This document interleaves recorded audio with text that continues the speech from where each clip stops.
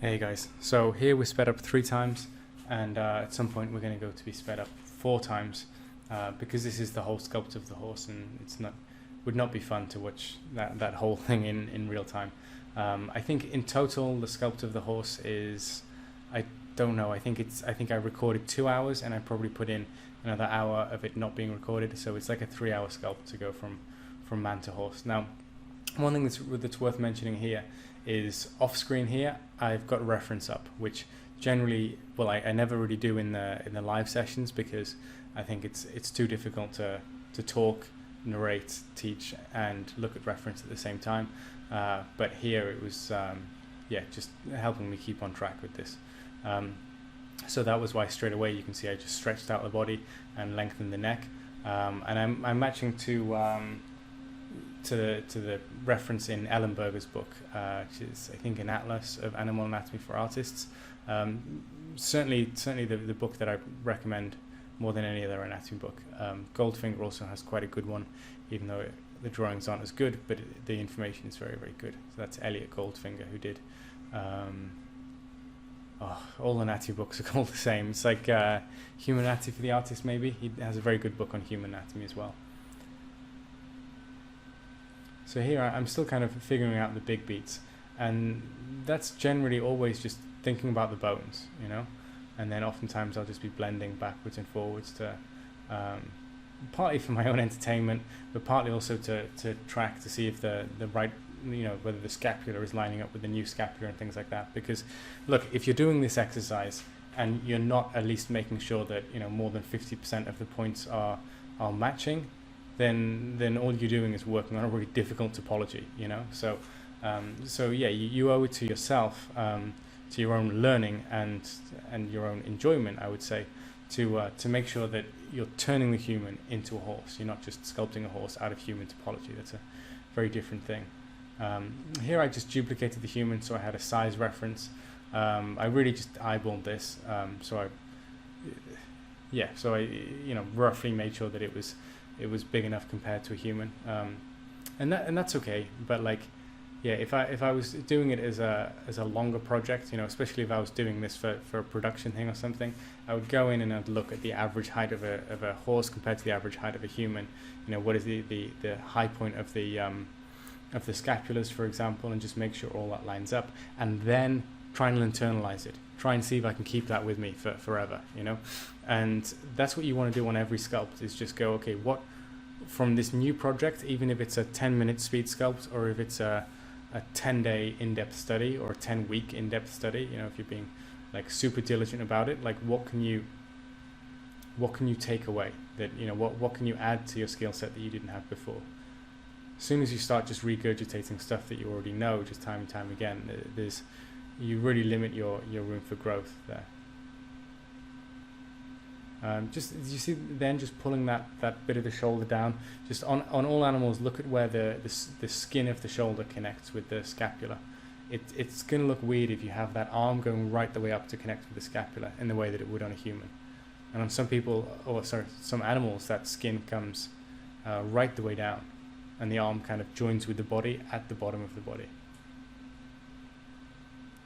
Okay, now this area was interesting, because here I'm battling with the topology, right? Like I'm trying to sculpt in the pecs through there, and every time I do, then and then I smooth it, and the topology goes back to its initial position, and so I was fighting backwards and forwards, and I'm, you know, kind of cursing the topology, because of course the only reason I have the topology so weird is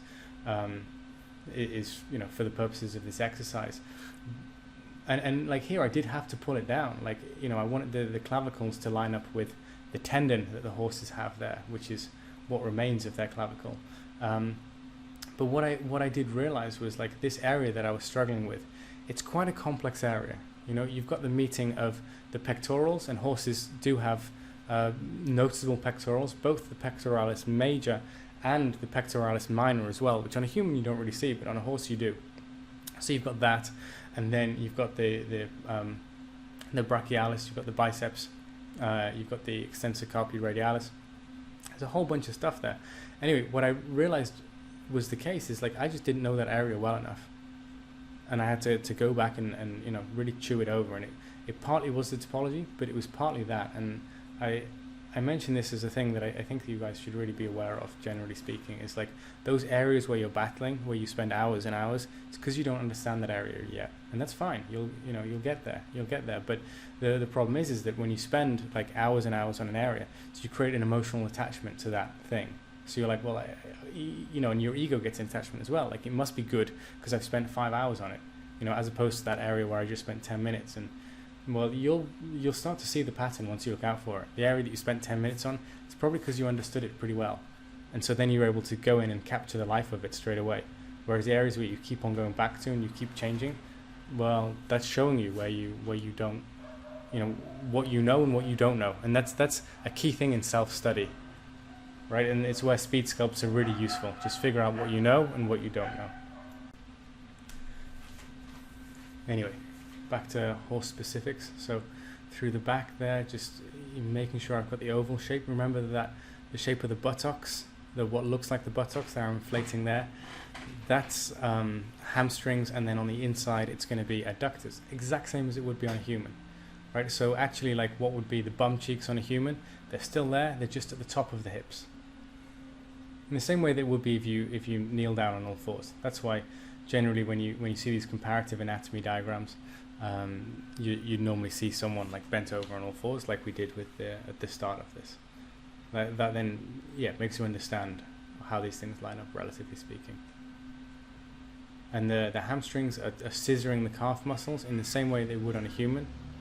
Right, calf muscles diving up through the middle, hamstrings on either side, semimembranosus semimembranosus and tendinosus in the middle, biceps femoris on the outside. But the biceps femoris on a human, like hopefully you remember that tendon. The tendon of the biceps, really, really important, that goes to the head of the fibula.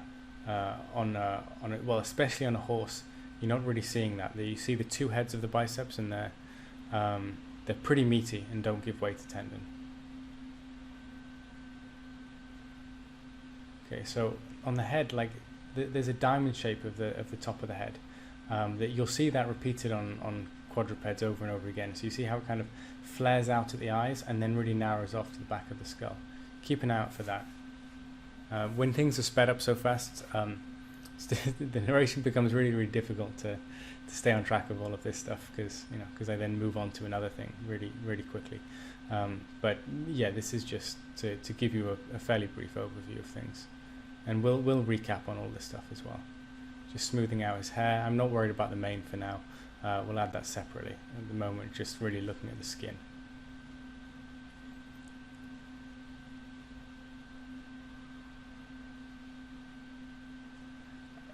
Anytime with whether it's the body or the face or whatever it is, I'm trying to think of like what are distinct things that I need to look for. So like that chin shape that we've mentioned before, that's a horsey thing, you know. So capture that, you know, the thinness of the jaw, the size of the masseter, the rubberiness of the lips. I mean, a lot of quadrupeds have that, but very, very distinct on the jaw. And those cheekbones that we mentioned when we were looking at the skeletal structure of the horse, like so distinct, so important. You can't go halfway on that. You know, if anything, go too far and then rein it back in from there.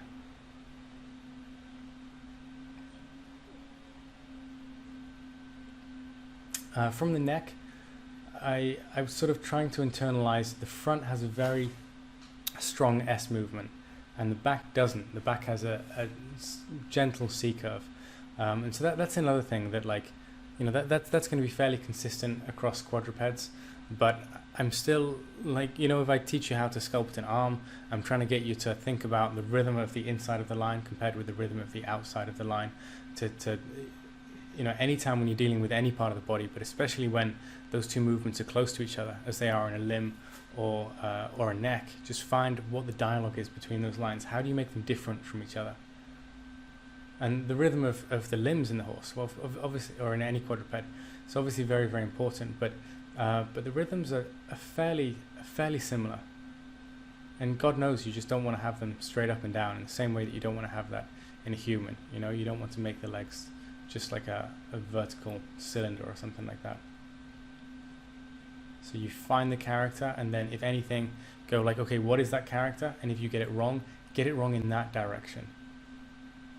So like, yeah, if like say on the front of the horse's legs, you go, okay, there's a slight backwards angle. If I go from that jutting out point where the scapula meets the humerus, and I go from there to the toe, right? So, which is what we'd call the foot, to the tip of the toe, or the tip of the finger. Let's say there's a slight backwards angle there, then push that, and see how much you can exaggerate that, rather than going too vertical. Like, so what is the direction that will save you or give your sculpt life? What is the direction that will kill you? Now, you see there, I'm just roughing in ribs, which are going to be pretty prominent on the horse, because there's not a whole bunch of muscle covering that. And then I'm looking for latissimus, and I'm looking for trapezius, and those two muscles I'm constantly going, look, they're not that important, just listen to me, they're not so important. But even at this point where we're, I don't know how far through the sculpt, maybe it's an hour into the sculpt in terms of real terms, I wouldn't necessarily say that like you have to do it where, okay, so there's the perceived wisdom, and the common wisdom is that you do the big forms and then the smaller ones and the smaller ones and so forth, and that kind of makes sense. It allows you to work your sculpt in a way that is controlled and that keeps you in control of it. But the more comfortable you feel, working with the material, the more you're going to be able to just go, okay, even from the first brushstroke, I'm going to put in ribs there. Why? Because I want to describe the fact that the rib cage is really close to the surface. So you prioritize based off of story rather than size. Now with the eyes are so beautiful on a horse, and that's partly just because of their size, and the elegance of the movement. But the movement is similar to how it would be on a human, right? The upper lid contains the vast majority of the movement, so that's got a solid curve as it comes up and then down again, and the lower lid, it's got a more gentle curve. But also the eyes aren't buried within the head, so they're not shaded in the same way. Whereas in a human you have the brow kind of protecting them from the sun. But horses, they're sticking out to give them maximum possible vision. And so then you can't really take into account of it in a sculpt, but then they have these really long eyelashes to protect them from the sun, right? So the end result just ends up being, incredibly beautiful. Here is just a technical fix. I'd sculpted the eyes in the wrong place. So I just what I did there was I duplicated, I didn't do this in the recording because I didn't think you wanted to see, but I duplicated the mesh, moved the eyes, reprojected them, so then they line up topology-wise with the human eyes. And look, the structure here is the same, really. This is where, this is why I'm kind of going, look, you understand human anatomy, then trust me, your quadruped anatomy is not gonna be such a big struggle, So look, above the eye, you have a little pouch of fat there, and that results in the eyelid cover fold, that little bit of weight coming down over the top of the eye, and then above that, there you've got bone. The exact same thing on a human eye. Now the nostrils are pretty different here, but it's actually conceptually similar. You've got cartilage, so your bone finishes, and then it gives way to cartilage, and then you've got skin and fat on the outside. That's all very, very similar. What you don't see in a horse is a break where the cartilage gives way to where the bone gives way to cartilage. You quite often see that in a human, where the nasal bone finishes and then the cartilage starts. And you see it in different quadrupeds. You can generally find it in a dog, for example. I'd say the majority of quadrupeds actually, and in some species of dog, it's very, very noticeable. So it's worth keeping an eye out for. We're now about, I'd say, a little bit under 2/3 of the way through this sculpt and through this recording. One thing that I want to mention is that what you'll see in the way that I sculpt, well, there's a few things. I jump from place to place. That's just my own personality, my own characteristics. It makes teaching a little bit more difficult because I'm like a dog just seeing another thing and running off in that direction. But so I'll be jumping all over the place, and I'll be going back to places and revisiting them time and time again. And that again is just part of what I do. But the thing that I want you to understand about this is so here I'm going back and finding the bones with a bit more clarity. I'm finding the tendon with a bit more clarity. But each time I'm going back, I'm not kind of exploring, let's say, a completely different idea. Each time I go back and revisit an area, it's to reinforce the idea that I had starting out. And that's the key difference to what you might experience when you're learning a subject and you go back and you change it, and then you go, oh no, that's not right, and then you change it again, you go, no, that's still not right, and then you keep on going. That kind of tends to lead you around in circles, whereas what I would say is the way that I try and approach my sculpture is it's more like a spiral, right? It's like each time I'm going back, yeah, but it doesn't hook up to the same point. Each time it gets closer to the point in the center. And what I try and do year on year on year is to try and just reduce the amount of times that I go back to it and just run in and just go, bang, those are the lengths of the bones. There's bone, there's muscle, there's fat, boom, done, and move on, But that's really, really, really hard. So inevitably I don't do that. And the less familiar I am with the form, the less I'm going to do it. But still, like, every brushstroke that I'm doing, like, so here I'm going, okay, that's the calcaneus, that's bone, and then coming off that's going to be the Achilles tendon, that's tendon. Exactly what is it coming from? Where is it going to? What is the rhythm that I want for it? What do I want to describe with it? I'm not just changing and going, maybe, and then changing again. That's going to lead you around in circles. So I think it's worth mentioning this because you need kind of confidence in every mark that you make, every decision that you make, and that kind of takes time. But if you don't have that confidence, then you just need to make sure that you're really thinking before you make your mark. What is it that you're trying to describe? To avoid these circles, which will just makes your work take forever, and especially if you want to develop the habit of working quickly. Speed for the sake of speed is not useful artistically, other than it allows you to create quite a lot. But it's obviously useful from a production point of view. But yeah, what I'm doing and what I train myself to do consistently is this idea in painting of alla prima, right? The first mark is the final mark, and trying to develop the spirit of that in sculpture, which is much easier to say than it is to do. But I think it's a really important endeavor. Now here I'm looking for there I'm looking for the ribs, and then potentially after that I'll look for serratus. And so that's an example, like right from, well, maybe in terms of real world terms, maybe half an hour ago I was looking for ribs, and then I smooth them to the point where they disappeared, and then I find them again, and I do that quite a few times, and it doesn't frustrate me, the fact that I'm sculpting the ribs for the 10th time, because each time I'm coming back to it like it's the first time, that kind of beginner's mind sort of idea. So it's not what you can find with your sculpts is that's the clavicle, by the way, or what used to be a clavicle, or what is a clavicle in humans, and on a horse is a bit of tendon. Sorry, what was I saying? Yeah, about the beginner's mind. And each time you come to it, as though it's the first time. So even when you revisit it 10 times, it's not getting stale. It's not like you're just getting tired of reworking it. Each time it's fresh, and that will happen if you're brave enough just to lose areas completely if they're not working out. Or like here, I don't know how many times I've revisited that tendon in that sculpt. It must be like the 3rd or 4th time, but it's the differentiation, for example, between the tendon and the muscular mass next to it, it's not enough yet, or between the tendon and the bone itself. So then I just hit it again, like even in the time I've been talking, just hit the same area like 2 times, but really bold, not like tweaking it and noodling it, just bang, just whatever it takes to make it work. Now, as you get towards the end of the sculpt, you get to the point where those big bold movements aren't necessary anymore. But that's not part of this demonstration. This demonstration is whatever we said it was, like 3 and a bit hours maybe to go from man to horse. And then like people will look at that and go, wow, okay, well that's, that must not take very, like if a client was asking me to bid on a horse and they'd seen this and they go, oh, well, instead of 2 weeks, can you give us the 3-hour version sort of thing? But there's a huge difference between that.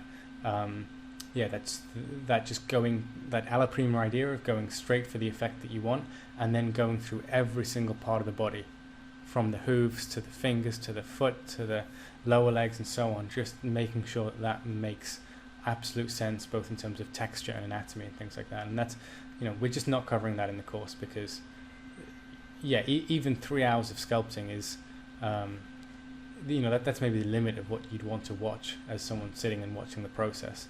So 30 hours would just be, you'd just be watching me going back through an area and refining and redrawing, but each time being a little bit closer and a little bit closer and a little bit closer, and just chasing that spiral as I go close in.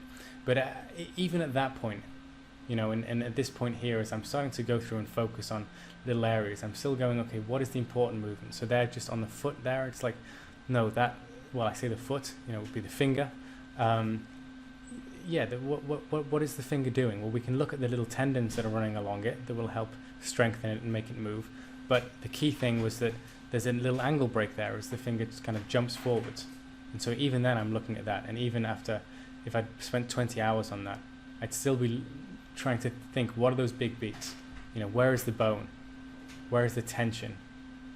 Where is the muscle? Where is the fat? We haven't really spoken about fat through here, but you know, it's just, especially wild animals just tend to have a whole bunch less of it than humans do.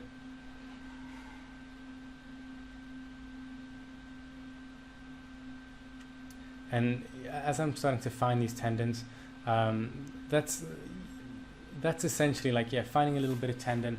I do it as well with veins, not as part of this video, but as part of like when this video finishes, I carried on sculpting for maybe half an hour or something that you can that I'll show you in the next video along. And there I started looking at veins and stuff, or I started looking at accents. Here I'm just working out the shin bone, by the way. Yeah, I started looking at accents. Accents is like a little sharp movement in your sculpt, maybe when muscle turns to tendon, or when muscle turns to bone, something like that. And a vein is a little accent. And if your big forms are working, then you can kind of fake that the sculpt looks kind of finished. And you know, it's not going to fool everyone, but it's quite useful when you're just trying to flesh out concepts and see what's working. Get your big forms working, and then just stick in a little vein, a little accent through there. That's well, you guys will have heard me probably talk about that as like lemon juice. Just if you have too much of it, you know, you squeeze it all over your food and the whole thing tastes bitter. But put just a little bit of it in there, and it brings out the flavor. And the place to find those accents is generally where there's bone, because the movement's going to be sharper, or where muscle turns quickly to tendon, or veins, right? Because veins actually make the surface jump quite quickly. So yeah, they're kind of little freebies that you can just throw in there, and if you use them smartly, you can get big gains for very little results. But it's more common that people just think of that as like, well, when I put that in there, it's going to make it finished, and try and use the accents to correct big proportional or big gestural issues, and that won't fly. It's not gonna work for you. And for the rest of this video, we're just finishing up now. That's really what I'm looking for, is accents, you know. But the thing is, accents are not just there for the sake of it, they're anatomical details. So here, looking for a little vein, and then you'll see me just starting to punch in the muscles, maybe towards the start and the end. Like, you find that line all the way through, then it's going to feel too anatomical. But you find just an indication of it, then it's going to feel like muscle covered with skin and fat.